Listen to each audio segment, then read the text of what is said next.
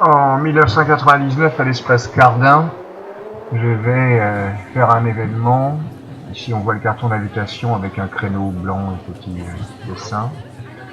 Et je vais faire un événement où je vais enterrer en fait une partie de tout ce qui m'avait construit jusqu'ici, et je vais rendre hommage à ce qui m'entoure et sa disparition.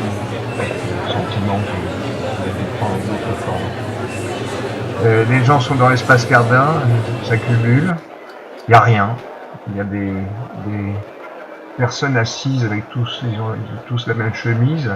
Il y a une petite lampe autour du cou, il y a la musique un peu étrange, parfois on spot, et d'un seul coup, branle-bas de combat, comme dans un port sur un porte-avions, et tout le monde s'affaire.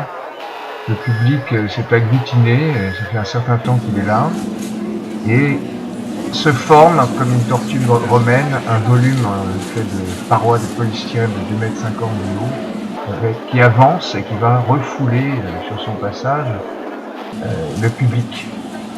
Là, on voit Florian Schneider, un artiste berlinois, et ce volume se construit au fur et à mesure. On était tous planqués dans une pièce à gauche, et on construit ça en refoulant les gens, ce qui fait qu'on ne sait pas du tout ce qu'il y a dedans.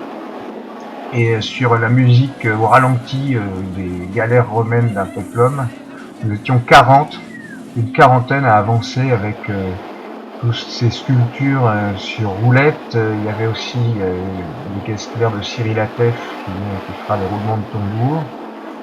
Et voilà, alors là on va refouler tout le monde.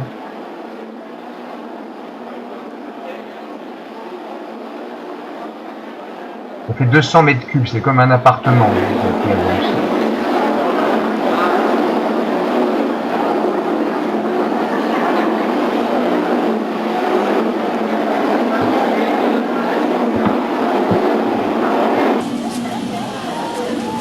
J'adore ce moment.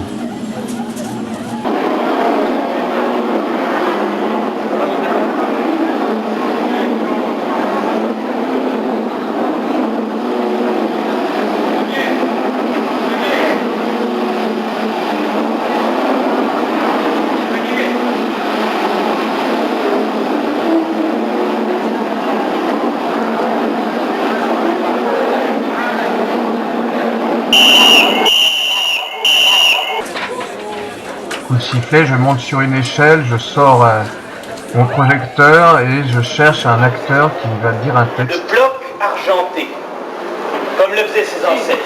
Des milliers de petits chocs viennent entamer la glace.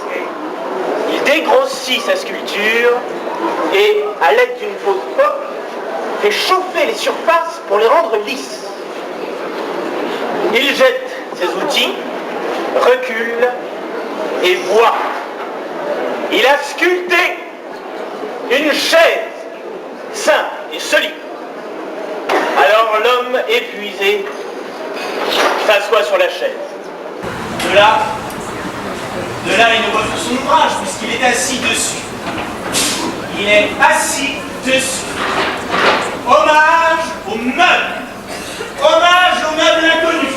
Hommage aux meubles. Hommage.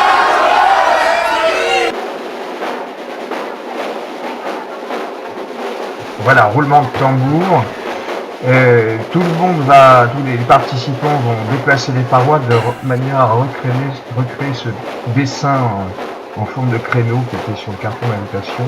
Et on se retrouve en fait très rapidement face à un musée où les éclairages ont été évidemment préparés à l'avance. Il y a des prises électriques, il y a des bougies, tout a été prévu pour brancher toute l'électricité. Monsieur Cardin, à qui je dois l'espace. Et puis après, la visite se fait des deux côtés de ce volume, puisque l'effet de créneau fait qu'il y a l'exposition est en effet des deux côtés. Il y avait donc 16 monuments de mobilier en voie à la fois d'extinction. C'est vrai que j'ai été intéressé à ce qui allait disparaître, comme par exemple les chenets.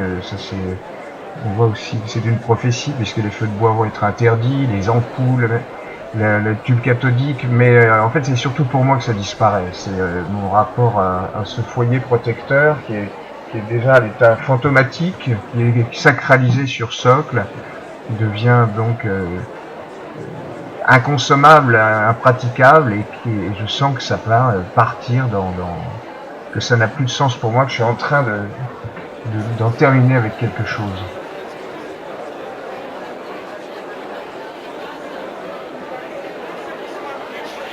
Là, ce secrétaire a été acheté par Edward Stern qui mourra assassiné de 4 balles, 2 dans la tête, 2 dans le ventre.